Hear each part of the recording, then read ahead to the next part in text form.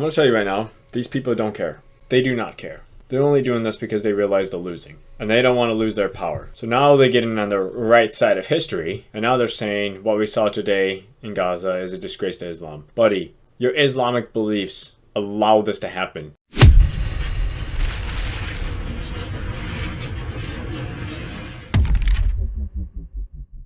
Okay. I don't make videos on these things.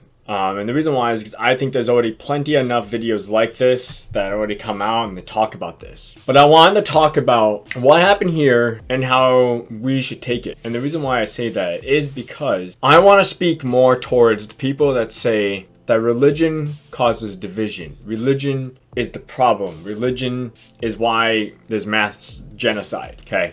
So, 70 Christians murdered by ISIS affiliate in eastern DRC. So this is the Democratic Republic of the Congo. 70 Christians murdered by ISIS. So these are Islamic terrorists, in a sense. These are Quran-believing individuals. I get asked this by someone I know on a regular basis, because I asked him about this, and he says, well, and he pushes it back on to me asking, well, do you hate them? I said, no. Because a lot of people want to say that religion causes the majority of problems in the world, or all problems in the world, which is outright a lie. Religion does have a part in this, in what you believe when it comes to what you subscribe to. So 70 Christians murdered. On February 13th of 2025, militants rounded up 70 Christians in the Democratic Republic of the Congo, took them to a church, and then killed them all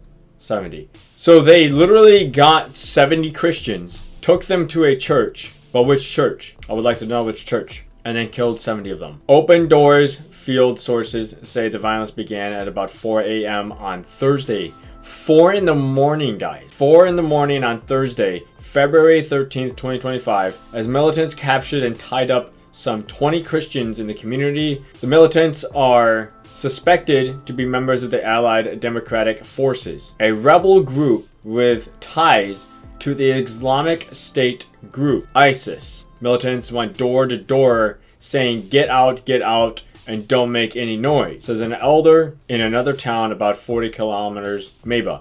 20 Christians, men and women, came out and they tied them up for an unknown destination. After the 20 were taken, the rest of the village was agitated and began to try to figure out how to free the people who had been abducted. So we have the village now trying to figure out how to get them back. All 70 captives were taken to a Protestant church, where they were killed inside with machetes or hammers. Many Christians have fled the area to somewhere deemed safer. We don't know what to do or how to pray. We've had enough of massacres, says an elder in a nearby church. The violence takes place in a context of impunity where almost no one is held accountable. This massacre is a clear indicator of widespread human rights violations. No, don't bring up this crap. Widespread human rights violation. It does not come down to your rights of human rights violations. No.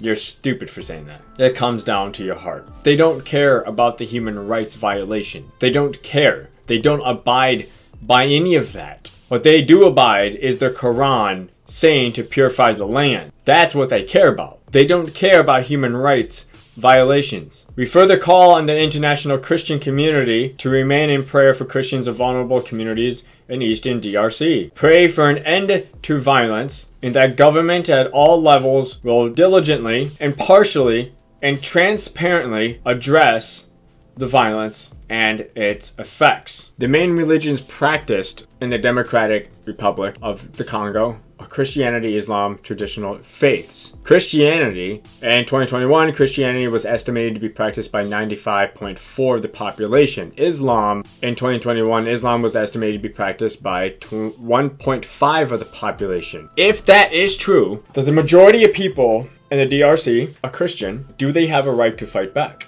Do Christians have a right to defend their family, their household, the country?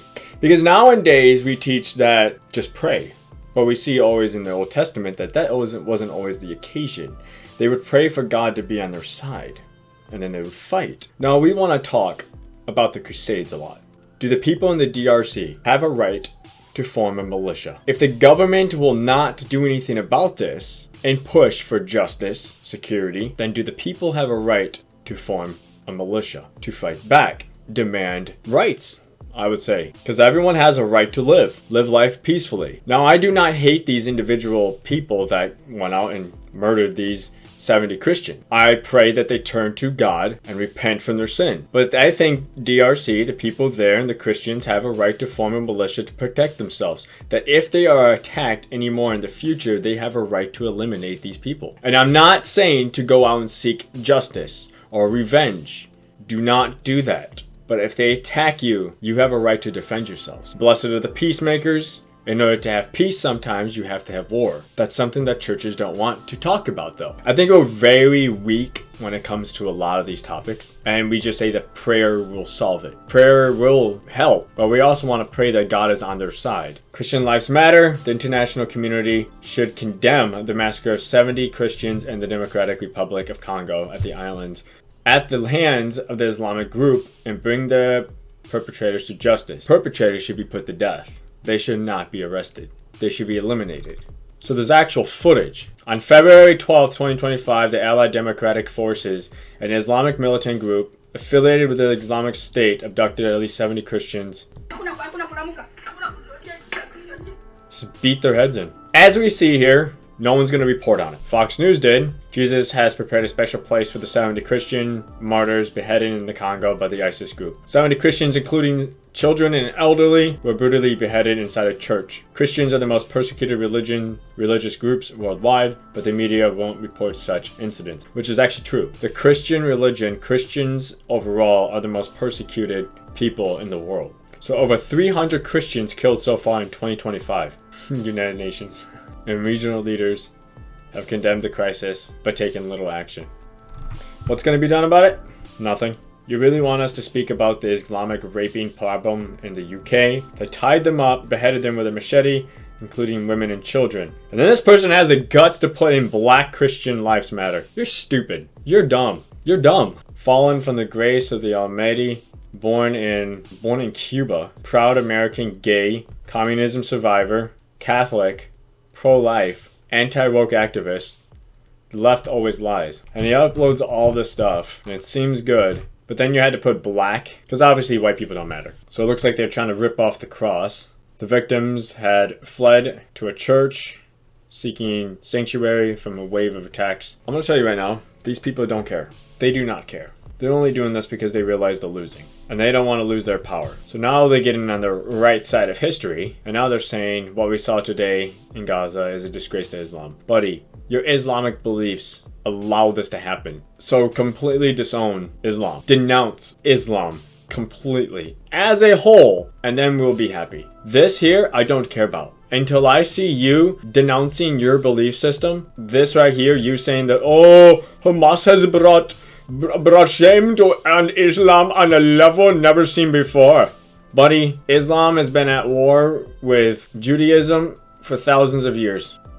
This right here, I don't care about. You need to completely denounce Islam. Feels about Christians being constantly persecuted by Israelis in Israel. I don't feel good about anyone being persecuted anywhere by anyone else. I'm against it. You don't need to go Christians in Israel. You could say homosexuals in Saudi Arabia. You could say Muslims in England. It's the principle that matters. Then you don't need the individual labels or flags or words because you have a principle. And that's what it's about, man. Where does that happen though? I mean, I've had friends and everything go to Israel and they don't have any problem. They don't have any problem walking around as a Christian. Even homosexuals going to Israel, they don't have a problem. Israel is probably the most inclusive state there is. And around them is surrounded by people that are not tolerant of anything. I don't Christians being persecuted in Israel. I don't know. I don't see it. And also friends and family that have been there, they've never been mistreated or anything or persecuted in Israel. Palestinian Christians being persecuted in the West Bank right now by Israel. Israel is the best place in the Middle East to be Christian. See, that's what I'm saying. There's a mixed feeling about this. Muslims being persecuted in England. Are you on crack? Well, I think England needs to push back against the Muslims. Here we go again. Okay, so to back up my point, actually, Israel is the only country in the Middle East where all religious minorities can practice their faith freely and without persecution, including Baha'i, Christian, Muslims, and Jews. That's what I'm saying. Like, Russell, I'm really happy you've converted. Welcome to the faith, first and foremost. Second most, log off and read the Bible. I guarantee you he has read the Bible. And don't preach on anything until you have. Let's see who this is. My life is held together by God through his Holy Spirit. If I'm happy, it's because I'm prayer maxing again.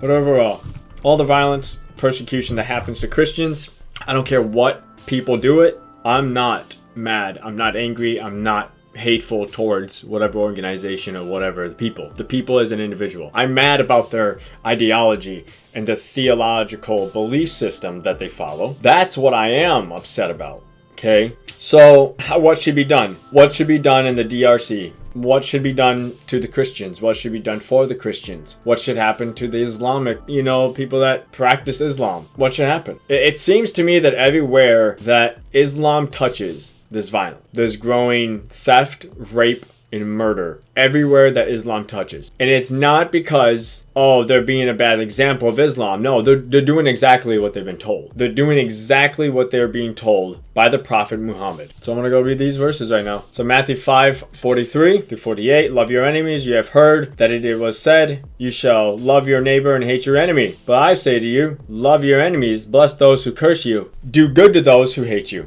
and pray for those who spitefully use you and persecute you, that you may be sons of the Father in heaven. For he makes his sun rise on the evil and on the good. He sends rain on the just and on the unjust. I think this is a really important verse, by the way, to study. So if you have time, make time, study this verse. For if you love those who love you, what reward have you? Do not even the tax collectors do the same? And if you greet your brethren only, what do you do more than others? Do not even the tax collectors do so? Therefore you shall be perfect, just as your Father in heaven is perfect. So study this verse. This verse I think is very important. Matthew 5:10 through 12.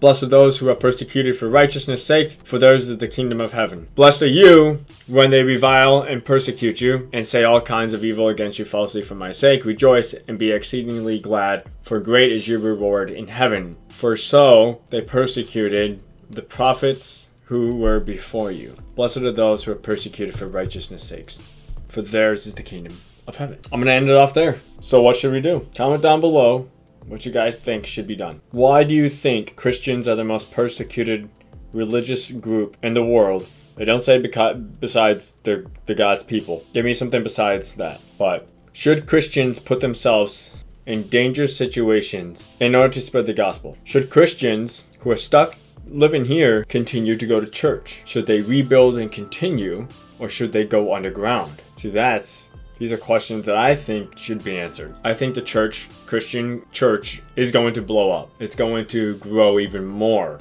because of this. But we'll see. I hate seeing this stuff. I hate it. I don't like reporting on it. That's why I don't do videos like this. I just don't like to make videos on this stuff. I stay away from it. I know it happens. I just don't want to. I just hate it.